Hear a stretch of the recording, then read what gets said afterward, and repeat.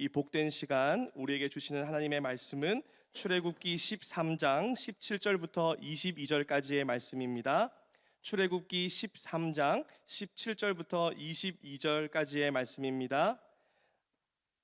자, 가지고 있는 성경 구약 102면에 있습니다. 곡선으로 인도하시는 이유라는 제목으로 길성훈 목사님께서 말씀을 전해주시겠습니다. 찾으신 줄로 알고 함께 말씀을 한 절씩 교독하겠습니다. 바로가 백성을 보낸 후에 블레셋 사람의 땅의 길은 가까울지라도 하나님이 그들을 그 길로 인도하지 않으셨으니 이는 하나님이 말씀하시기를 이 백성이 전쟁을 하게 되면 마음을 돌이켜 애굽으로 돌아갈까 하셨음이라. 그러므로 하나님이 홍해 광야길로 돌려 백성을 인도하시매 이스라엘 자손이 애굽 땅에서 나올 때 모세가 요셉의 유고를 가졌으니 이는 요셉이 이스라엘 자손으로 단단히 맹세하게 하여 이르기를 하나님이 반드시 너희를 찾아오시리니 너희는 내 유고를 여기서 가지고 나가라 하였음이더라. 그들이 숫곳을 떠나서 광야 끝 에담의 장막을 치니 여호와께서 그들 앞에서 가시며 낮에는 구름 기둥으로 그들의 길을 인도하시고 밤에는 불 기둥을 그들에게 비추사 낮이나 밤이나 진행하게 하시니 낮에는 구름 기둥 밤에는 불 기둥이 백성 앞에서 떠나지 아니하니라. 아멘. 오늘 우리에게 말씀을 전해 주실 목사님은 성복중앙교회를 섬기시는 길성훈 목사님입니다. 목사님에 대한 자세한 소개는 주보 22면에 있습니다. 이 시간 목사님을 보내주신 하나님께 감사하는 마음과 목사님을 환영하는 마음으로 뜨거운 박수로 맞이하겠습니다.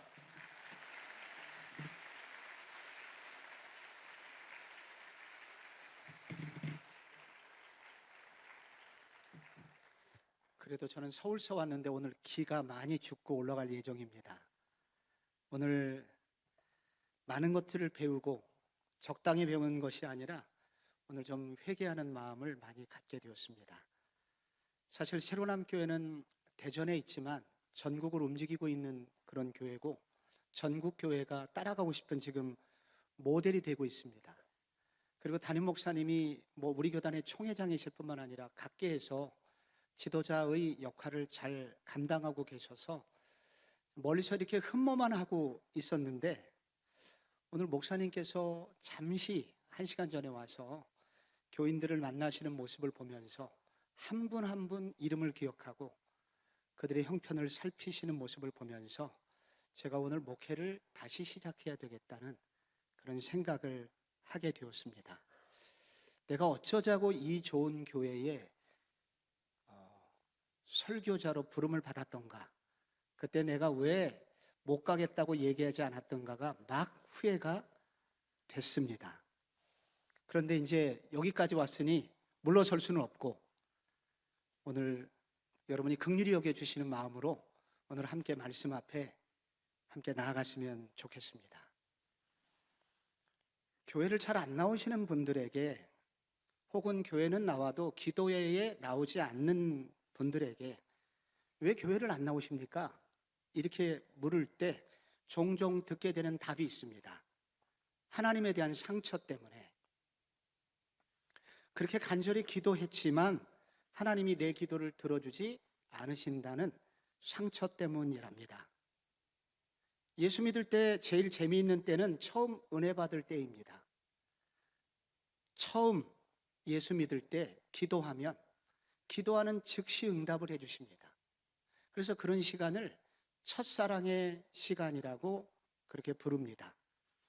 그런데 일정 시간이 지나면 어느 순간이 된 다음부터 기도하지만 기도 응답이 더디게 오고 안 올 때가 늘어납니다. 어둠의 시간이 시작되고 때로는 끝이 보이지 않는 사막을 걷는 것 같은 때가 찾아옵니다.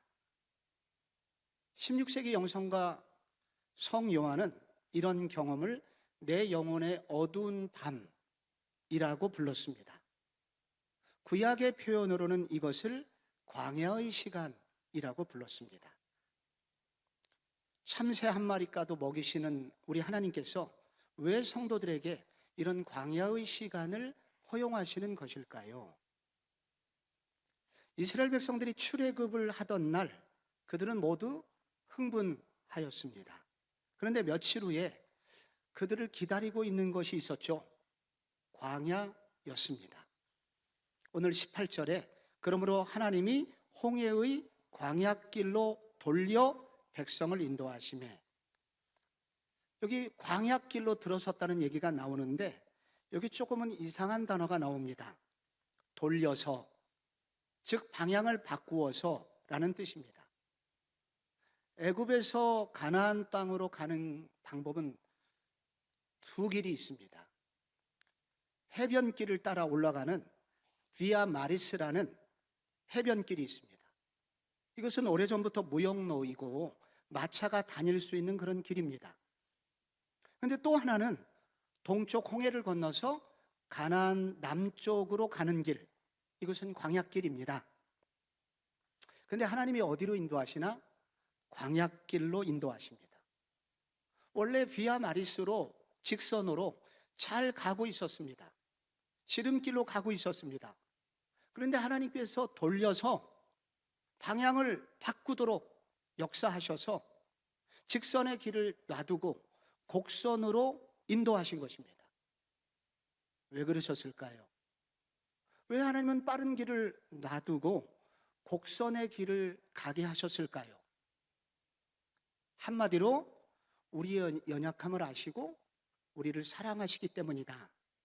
결론은 그렇습니다. 오늘 17절에 보면은 그 길로 올라가면 블레셋 사람의 땅을 만나게 되고, 그러면 전쟁을 하게 되고, 그때 마음을 돌이켜 애굽으로 돌아갈까 하셨습니다. 이스라엘 백성들이 아직은 모르는 길이 하나 있는데, 것이 있는데, 그것은 해변길이 빠르기는 하지만은 그 길로 곧장 올라가면 블레셋 군대가 기다리고 있고, 블레셋 군대는 당시 유일하게 그 당시에 철제 무기를 가지고 있는 나라였습니다. 그러면 이스라엘은 겁을 집어먹고 애굽으로 돌아가게 될 것을 하나님이 염려하셨다는 것입니다. 여기서 좀 이해가 안 가는 게 하나 있어요. 하나님이 애굽에 10가지 재앙을 내리신 분 아닙니까? 그렇다면 블레셋 정도는 능히 물리쳐 주셔야 정상입니다. 그런데 하나님은 물리쳐 주시는 대신에 돌려서 어려운 길을 가게 하셨습니다.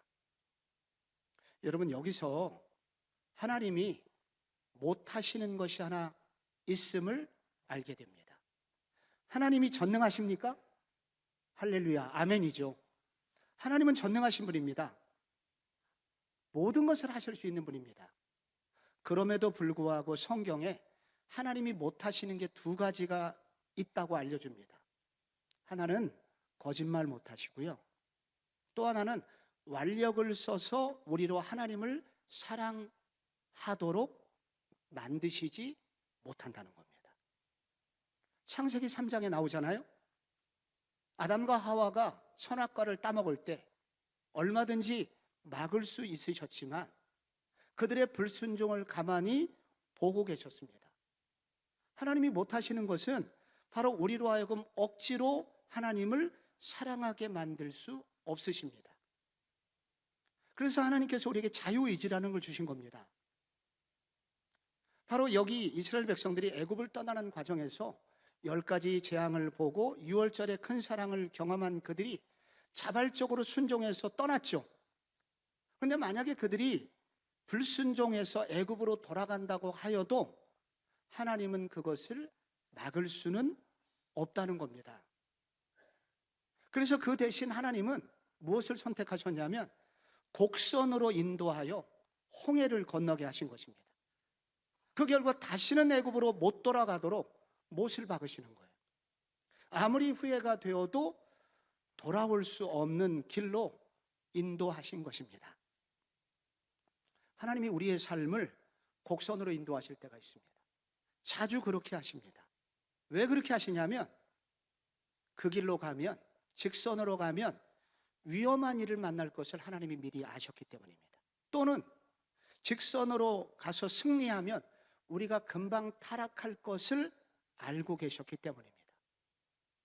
결국 한마디로 우리를 사랑하시기 때문에, 우리의 약함을 아시기 때문에, 우리가 연약해서 더 소중한 것을 선택할 수준이 안 되기 때문에 하나님은 억지로라도 더 중요한 길로 가도록 인도하시기 위하여 곡선으로 인도하신다는 겁니다.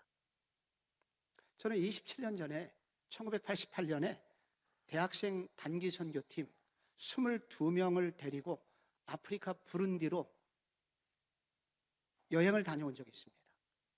처음 가는 아프리카 선교 여행이어서 기도를 많이 했습니다. 돈은 부족해서 대한항공 대신에 이디오피아 항공을 타고 케냐까지 갔고, 거기서 경비행기로 갈아타고 아프리카 부룬디라는 작은 나라를 방문했습니다. 근데 공항에 도착해서 짐을 찾으려고 하는데 이민용 여행 가방 16개가 다 사라졌습니다. 아프리카는 원래 그런 곳이라고 말을 해주시더라고요. 근데 그 이민 가방 16개 속에 뭐가 들었냐면 여름 성경학교를 해야 되는 모든 물품, 학용품, 사탕, 선교사님과 학생들에게 줄 선물, 그리고 우리가 갈아입을 옷, 그리고 세면 도구 전부 다 들어있었는데 그 이민 가방 16개를 하나도 찾지 못했습니다.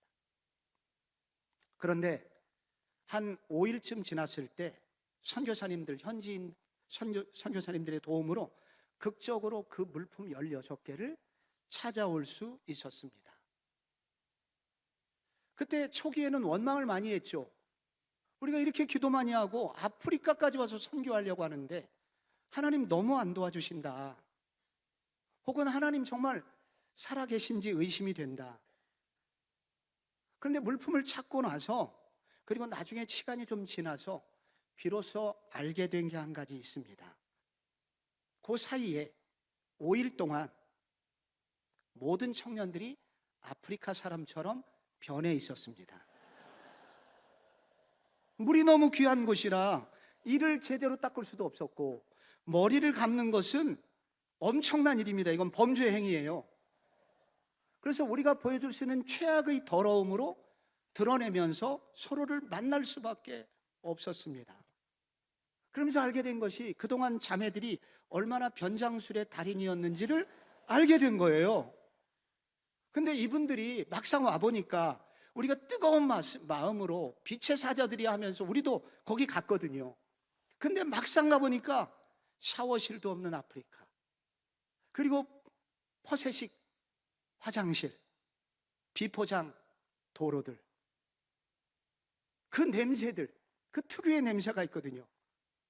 대부분 후회했습니다. 우리가 미쳤지, 어쩌자고 여기를 왔단 말인가.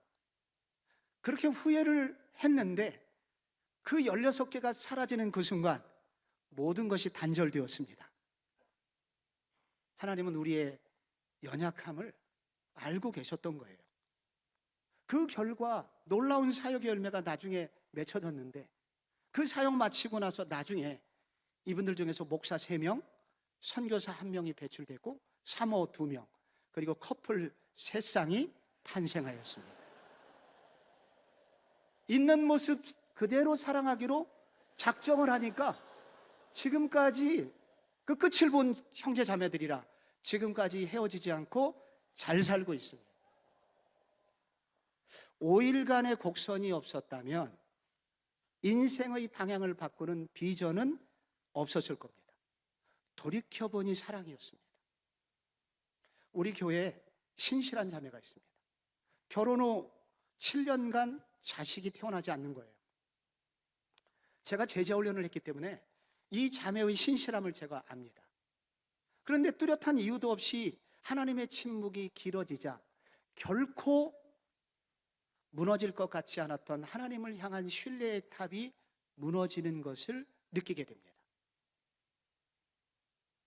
그러나 그 시간을 지나고 나니 나중에 알게 된 것이 있습니다. 7년 후에 건강한 아이가 태어났는데 결혼 전부터 장거리 출장 야근으로 면역 체계가 무너져서 독한 피부과 약을 장기간 복용해 왔는데 그 7년 동안 몸을 건강하게 기경해 주신 것을 깨닫게 됩니다. 또한 그 시기에 다른 분들의 눈물을 보게 되었습니다. 여러분, 오늘 빛의 사자들이여 하면서 우리가 용기를 가지고 캠퍼스 복음화를 위해서 여러분이 나서는 것은 참 대단한 일이고 우리가 보기에는 대견해 보입니다만, 여러분이 나가서 복음을 전하는 현장은 여러분이 복음을 전하기만 하면 회개하고 나를 좀 전도해 주세요, 그리고 여러분의 삶에 많은 축복들을 여러분이 경험하게 될까요? 아니면 너나 잘하세요, 그런 얘기를 듣거나 혹은 여러분이 비난을 받는 일이 많을까요?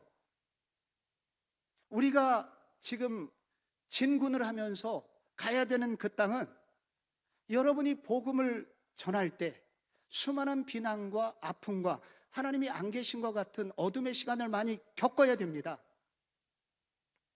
여러분이 하나님 나라를 위해서 이렇게 헌신하고 이렇게 나와서 준비해서 예배하고 수고하면 하나님이 알아서 학점을 주셔야 될 것 같은데, 취업의 문을 열어줘야 될 것 같은데, 그런 일이 여러분에게 일어날까요? 아니면 주님이 살아계신지 의심이 되는 학점이 여러분에게 주어질까요? 오늘 하나님께서 그런데 말이야, 아무리 힘들고 어려운 길을 간다고 하더라도, 때로 우리에게 이해가 되지 않더라도 믿어야 되는 한 가지 사실이 있어. 그것은 주님께서 우리를 사랑하셔서 이 길로 들어서게 하셨단다. 아무리 멀어도 사랑으로 예비된 길이야 라는 것을 믿으라고 주님이 우리에게 도전하고 계신 겁니다. 여러분, 여기 보면은 모세가 요셉의 유고를 가졌으니, 여러분 이렇게 나오죠? 19절에 모세의 유고를 가졌다는 이 말은, 이 모세가 지금으로부터 약 350년 전에 죽으면서 유언을 남깁니다. 너희들 나 죽거든 여기다 애굽 땅에다 나 묻지 말고 반드시 출애굽의 날이 올 텐데 그때 내 유고를 수습해서 가나안 땅에 나를 묻어다오. 그렇게 국무총리 요셉이 신신당부를 했습니다. 그래서 출애굽하자마자 모세가 요셉의 유고를 찾았고 그거를 출애굽의 선두에 세우게 됩니다. 근데 애굽에서 발달되어 있는 게 미라잖아요. 그래서 모세의 유골이라고 되어 있지만 이것은 일종의 미라가 들어있는 관을 의미합니다. 그래서 출애굽의 선두에 있는 사람들이 요셉의 미라관, 요셉의 시체가 들어있는 그 유골이 들어있는 관을 앞세우고 출애굽을 했다는 겁니다. 그래서 출애굽을 하다 보면 능선이 나오게 되는데 그 출애굽의 관이 아래로 내려갈 때 모든 출애굽의 200만 백성들이 요셉을 보게 된 것입니다. 여러분, 요셉이 어떤 사람입니까? 한마디로 곡선의 인생을 산 사람이에요. 요셉이 채색 옷을 입었다고 하잖아요. 채색 옷은 다리가 끌리는 옷을 말합니다. 다리가 끌리는 옷은 구약 성경에 보면 왕자들이 입는 옷입니다. 야곱이 12명의 아들이 있었는데 바로 요셉을 왕자로 여겼습니다. 세자 책봉 했다는 얘기예요. 요셉도 그렇게 생각했습니다. 아버지만 그렇게 생각한 게 아니라 자기도 꿈을 꾸면서 나 세자야 이렇게 생각을 했는데 무슨 일이 벌어졌습니까? 채색옷이 갈기갈기 찢기고 개처럼 끌려 애굽의 노예시장에 팔리게 되죠. 그리고 억울하게 감옥을 가게 되죠. 그러나 바로의 꿈을 해석하게 되고 그는 극적으로 세마포 옷을 입게 됩니다. 세마포 옷은 영의정이 입는 옷입니다. 그런 영의정이 입는 그 옷을 입고 국무총리가 되어 그 당시 아프리카와 아시아의 기근의 문제를 해결하고 마지막에 동족 이스라엘을 구원하게 됩니다. 요셉의 인생은 17세까지는 직선이었어요. 그런데 어느 날부터 그에게 곡선의 시간이 찾아오고 그 요셉이 그 곡선의 시간 속에서 형들에게 고백하는 말이 있습니다. 그게 창세기 45장 5절에 나오는 말씀입니다. 당신들이 나를 이곳에 팔았다고 해서 근심하지 마소서, 한탄하지 마소서. 하나님이 생명을 구원하시려고 나를 당신들보다 먼저 보내셨나이다. 여기 하나님이 요셉을 향한 궁극적 계획이 무엇이라고 나옵니까? 구원하시려고. 하나님이 당신들의 생명을 구원하시려고 당신들보다 나를 먼저 보내셨다는 거예요. 요셉을 향한 하나님의 꿈은 뭐냐? 구원자가 되는 것입니다. 나는 너를 통해서 많은 사람이 구원받았으면 좋겠어. 너를 통해서 수많은 사람이 예수 믿었으면 좋겠어. 요셉을 향한 하나님의 꿈이었습니다. 그런데 여러분, 이렇게 구원자가 되는 것하고 곡선의 시간하고 도대체 무슨 상관이 있다고 요셉을 그렇게 고생시켰을까요? 성공의 시간만을 가진 사람은 실패한 사람을 결코 이해할 수 없기 때문입니다. 가난을 모르면 다른 사람의 배고픔을 절대로 알 수 없기 때문입니다. 특히 영혼을 구원하는 구원자가 되려면 내면의 깊은 상처와 아픔과 그것 때문에 눈물을 겪어보지 않고는 결코 구원자가 될 수 없기 때문입니다. 구원자가 되려면 누군가를 품어야 되는데 내가 찢어졌던 아픔을 경험하지 않고는 누구도 품을 수 없기 때문입니다. 지금 하나님께서 출애굽 백성들에게 요셉을 보라 그렇게 하시는 거예요. 이게 무슨 말이겠습니까? 자녀들아, 내 백성들아, 나는 너희를 향한 꿈이 있단다. 너희들 모두가, 모든 족속이 너 때문에, 너희를 통하여 복을 받았으면 좋겠어. 너희가 축복의 통로가 되었으면 좋겠어. 구원자가 되었으면 좋겠어. 그런데 말이야, 자녀들아, 미안하지만 아들들아, 딸들아, 너희들이 그렇게 되려면 곡선의 시간이 있어야 돼. 아픔의 시간이 있고 고통의 시간이 있고 눈물의 시간이 있어야 돼. 그래야 너희들이 진짜 영혼을 구원하는 사람이 된단다 라고 말씀해 주시는 겁니다. 여러분, 박효진 장로님이라고 대학생들은 좀 모를 수도 있어요. 근데 어르신들은 이 장로님에 관한 스토리를 일부 들으신 분이 많이 있을 겁니다. 기독교 소망 교도소 부소장을 역임하신 분인데 청송교도소에서 교도관으로 일하실 때부터 사형수들을 16명을 전도한 전도왕이십니다. 그래서 이분이 전도 간증을 하면 정말 예수를 안 믿는 사람이 없을 정도로 파워풀한 간증을 해주십니다. 제가 저희 교회 몇 번 모시게 되었고 그러다가 친해지게 되어서 들은 얘기가 있습니다. 아들이 사춘기가 됐더니 이상해지기 시작했습니다. 고등학생이 술 먹고 담배 피우고 못된 아이들과 어울리고 공부가 바닥을 치고 있습니다. 그래서 이분이 하나님께 부르짖어도 응답이 없어서 기도원에 가서 금식 기도를 하셨답니다. 하나님, 전국교회 다니며 간증하는 이 박장로 얼굴 체면 좀 세워주이소 하면서 하나님께 간구를 했다고 합니다. 근데 그때 세미한 주님의 음성이 들렸습니다. 너 강땡땡 알지? 네, 저보다 더 유명한 간증자 아닙니까? 그 아들 서울대 나왔고 결국 두 아들 서울대 나와서 장남은 의사고 둘째는 변호사잖아요. 너 최땡땡 알지? 근데 그분도 유명한 저와 함께 간증을 다니시는 분 아닙니까? 그 장남은 회계사고 차남은 MS 오더스 직원 아닙니까? 하나님 누구 놀리시는 겁니까? 그렇게 동급으로 간증을 다니는 그분들의 자식들은 다 잘 되고 성공했는데 왜 내 아들은 이 모양입니까? 하나님이 세미한 음성으로 이렇게 말씀하시더래요. 그동안 우리 성도들이 성공한 사람의 간증만 들었지 않냐? 그러면 자식들 때문에 눈물 흘리는 부모들은 누구에게서 위로를 받겠니? 네가 그들의 가슴을 알아주고 눈물을 좀 닦아주면 안 되겠니? 미안하지만 박장로야, 네가 그 일을 좀 해줬으면 좋겠어. 그 음성 듣고 기도원에서 내려왔습니다. 아들을 와락 끌어안으면서 너 담배 못 끊겠냐? 못 끊겠으면 피워래? 사랑한대?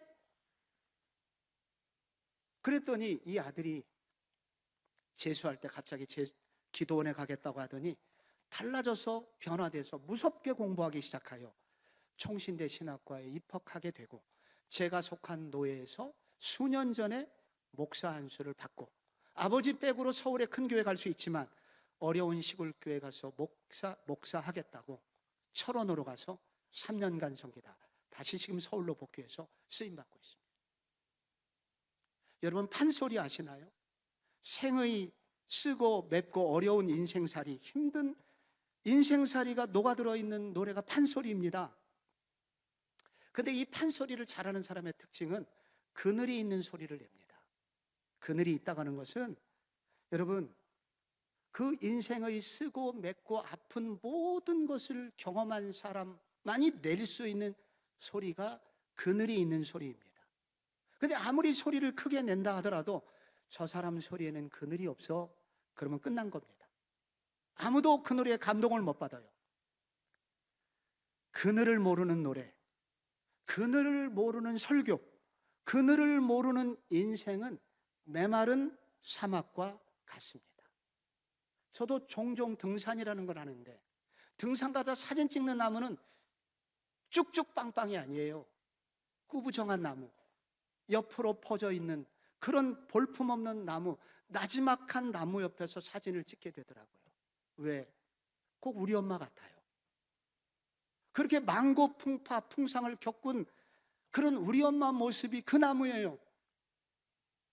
누가 구원자가 될 수 있습니까? 나가세 하는 이런 때도 필요하지만 진짜 우리가 누군가를 구원하려면 그늘이 있는 소리가 우리 속에 있어야 됩니다. 우리 속에 그 소리를 만들어내시기 위해서 하나님은 직선을 가게 하지 않으시고 우리의 삶의 곡선을 허락하시는 것입니다. 여러분 삶의 곡선이 왜 생기겠습니까? 왜 서울 가야 되는 대학생에게 대전에 머물게 하셨을까요? 오늘 형제가 간증을 너무 은혜롭게 했는데 왜 형제에게 대전에 머물게 하셨을까요? 나는 너에게 꿈이 있어. 네가 구원자가 되주기를 원해. 그러려면 곡선을 통과해야 돼 라고 말씀해 주는 것입니다. 여러분, 바로 이때부터 성경에 처음으로 등장하는 내용이 있습니다. 그것은 구름기둥과 불기둥 이야기입니다. 22절에 낮에는 구름기둥, 밤에는 불기둥이 백성 앞에서 떠나지 아니하니라. 이게 어디서부터 나오냐면 그들이 숫곳을 떠나 광야 끝 에담에 장막을 치니 숫곳에서부터 시작을 합니다. 숫곳은 일종의 삼거리를 말합니다. 거기서 북쪽으로 가면 블레셋 길이고 동쪽으로 가면 광야 길이죠. 이 숫곳 삼거리에서 하나님이 우양우해서 광야가 시작되는 것입니다. 낮에는 구름기둥, 밤에는 불기둥을 비추셨습니다. 이 바로 그 유명한 구름기둥과 불기둥이라는 단어가 여기 처음 나옵니다. 여기 기둥이 있죠. 불기둥, 구름기둥이 나옵니다. 이것은 궁전의 기둥 같다는 얘기입니다. 집의 기둥을 말하고 있는 것입니다. 이 기둥은 일종의 하늘 성전을 말하는 것입니다. 하늘의 커다란 성전이 그 기둥이 하늘을 떠받치기 시작한 것입니다. 그런데 이 구름기둥과 불기둥은 두 기둥을 말하지는 않습니다. 이것은 단수예요. 그래서 그 기둥이 앞에서는 구름이 되고 뒤집으면 불이 나옵니다. 그래서 낮에는 구름이 되어 광야의 태양을 막아주고 밤에는 뒤집혀 거기서 빛이 나오게 됩니다. 필요에 따라서 상황에 따라서 구름기둥, 불기둥이 다른 기능이 나오는 것이죠. 이 구름기둥, 불기둥은 하는 역할이 있습니다. 두 개의 기능이 있는데 첫째, 보호의 기능입니다. 광야는 사막입니다. 뜨거운 태양이 낮에 장렬합니다. 근데 밤에는 살을 애는 것 같은 추위가 찾아오죠. 근데 그때 낮에는 구름으로 그렇게 냉풍기, 냉방기 역할을 해주고, 밤에는 불기둥이 나타나서 난방기의 역할을 해줍니다. 그래서 이것은 보호의 기능이 있어요. 두 번째는 인도의 기능이 있습니다. 내비게이션 기능이죠. 사막에는 길이 없습니다. 그래서 어디로 가야 될지 모를 때 구름 기둥이 떠오릅니다. 그 구름 기둥을 따라가면 막막한 그 광야길에 길을 찾게 됩니다. 하나님은 어김없이 그 광야 생활 동안 40년 동안 어김없이 구름 기둥과 불 기둥 일으켜 주셔서 그들의 사막 같은 광야길을 인도해 주셨다고 합니다. 구름 기둥, 불 기둥, 이것은 바로 하나님의 특별한 임재의 방식입니다. 예전에 하나님은 개념적이었어요. 그런데 이들이 곡선의 삶으로 들어선 다음부터 하나님은 눈에 보이는 방법으로 그들에게 임재해 주셨습니다. 하나님이 이렇게 가까이 계신 분이라는 사실을 그들은 직접 깨닫게 되었습니다. 위기가 있을 때마다 구름 기둥이 나타납니다. 그리고 하늘의 음성이 들려옵니다. 그리고 애굽의 군대가 쫓아올 때 불기둥이 나타나서 그들이 접근하지 못하도록 막아주십니다. 비록 곡선으로 시간은 조금 초과되는 것 같았지만 그 시간 속에서 하나님을 생생하게 경험하게 됩니다. 하나님을 가까이에서 만나게 됩니다. 그래서 이 순간이 이스라엘 백성들에겐 잊을 수 없는 가장 행복한 시간이 되었다고 합니다. 어떤 분들은 이스라엘 백성들은 좋겠네, 눈에 보이게 구름 기둥, 불 기둥이 그렇게 임재하니 얼마나 하나님을 확실히 믿겠어, 그렇게 부러워하시는 분들이 있습니다. 그래, 여러분 아십니까? 우리 신약 백성들은 이것과 비교할 수 없는 은혜를 받은 분들입니다. 왜냐하면 1세기 이스라엘 백성들은 정치적으로 로마의 압제를 받고 있었습니다. 에돔 출신 헤롯에게 수많은 세금을 뜯기고 수탈을 당하고 있었습니다. 종교 지도자들은 타락하여 하나님의 말씀을 전해주지 못했습니다. 그래서 1세기에는 죽지 못해서 살아가는 곡선의 인생으로 우글거리고 있었습니다. 그들은 모두 길을 잃어버리고 있었습니다. 어둠이었습니다. 아무도 위로자가 돼주지 못했습니다. 그런데 바로 그때 우리의 길이 되시고 위로자가 되시는 분이 나타났습니다. 그분은 하나님의 아들이셨지만 모든 편안함을 포기하시고 우리처럼 인간이 되신 분입니다. 그리고 자기 백성들 속에 사시면서 하나님이시면서도 자기 백성 속에 함께 거주하시면서 그들에게 참된 길을 보여주셨습니다. 여러분, 그분이 누구신 줄 아세요? 예수 그리스도. 여러분, 어느 날 그 예수 그리스도께서 이렇게 말씀하셨습니다. 말씀이 육신이 되어 우리 속에 거하시며 우리가 그의 영광을 보니 아버지의 독생자의 영광이요 은혜와 진리가 충만하더라. 요한이 보니까 바로 말씀이신 하나님이 육체를 입으시고 인간의 몸을 입고 이 땅에 오신 거예요.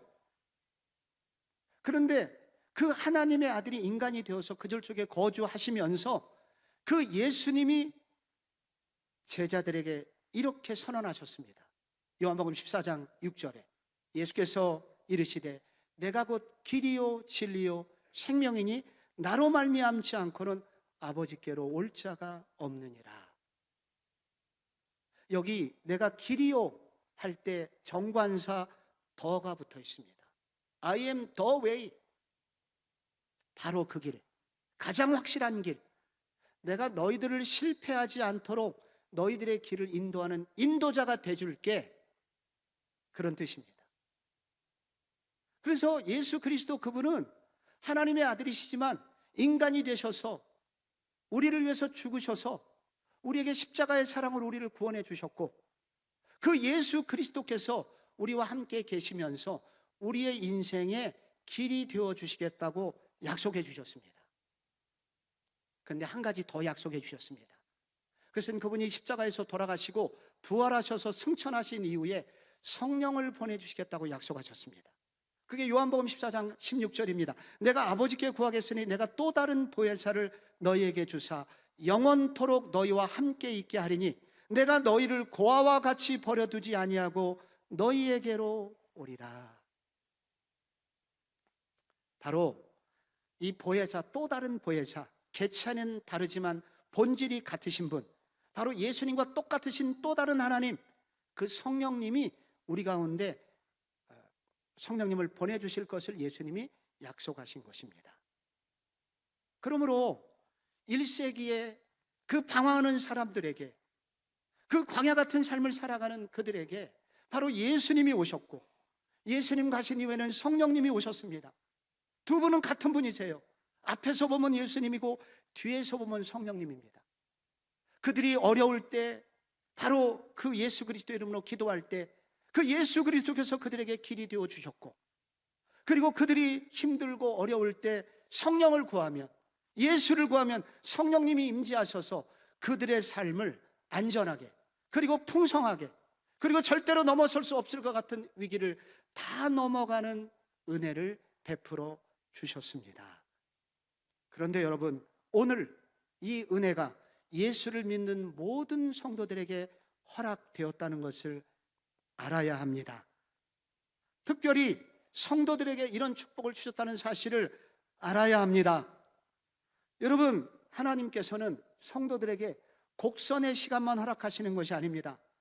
바로 그때 바로 그리스도께서는 우리를 내버려 두시지 않고 더 가까이 오십니다.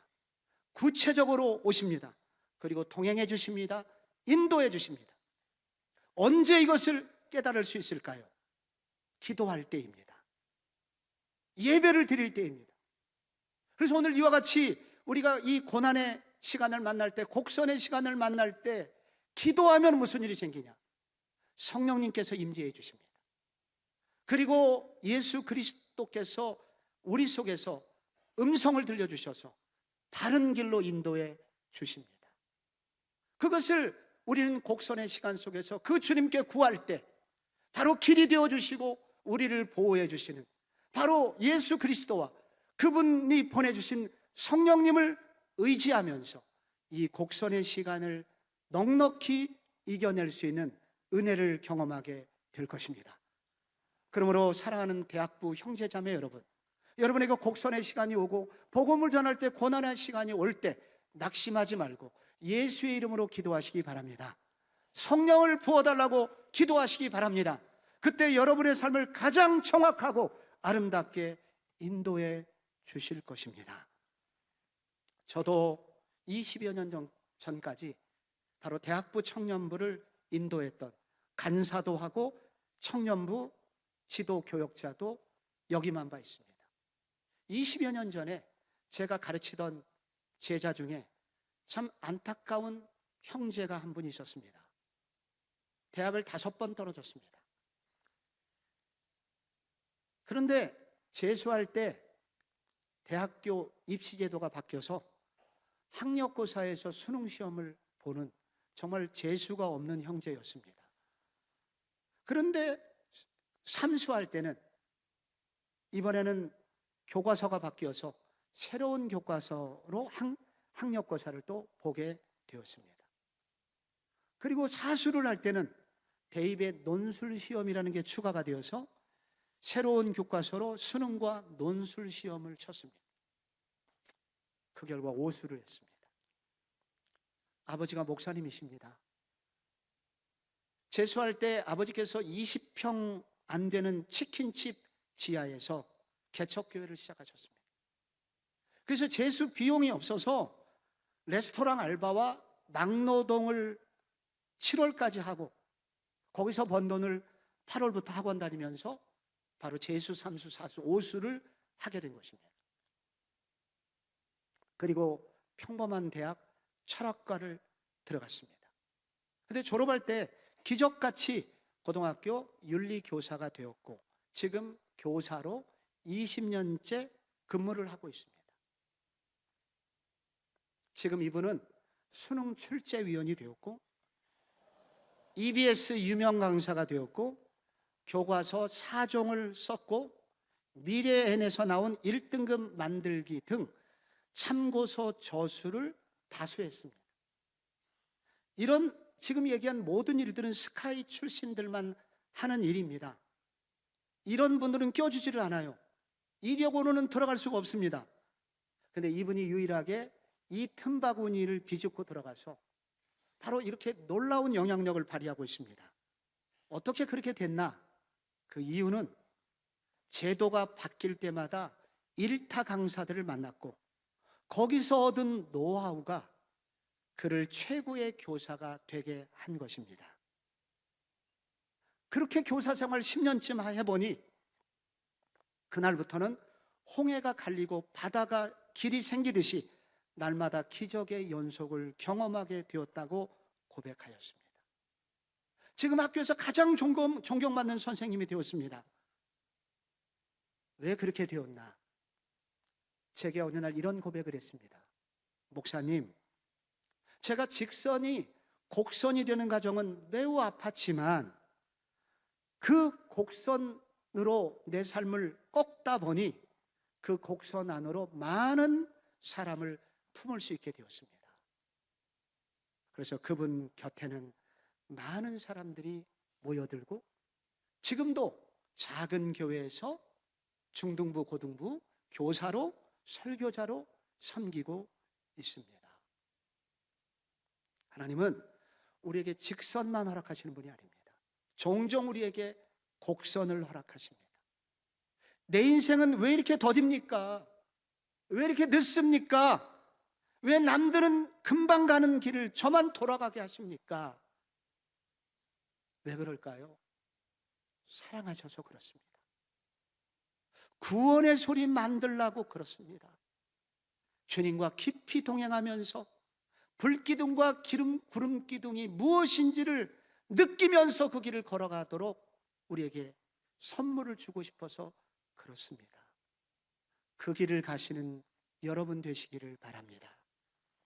곡선의 길이 와도 낙심하지 말고 이 속에서 놀라운 구원의 소리, 그늘이 있는 소리를 만들어내어 많은 사람을 구원하는 그런 복된 인생들이 되시기를 주 예수 그리스도의 이름으로 축원합니다. 기도하겠습니다.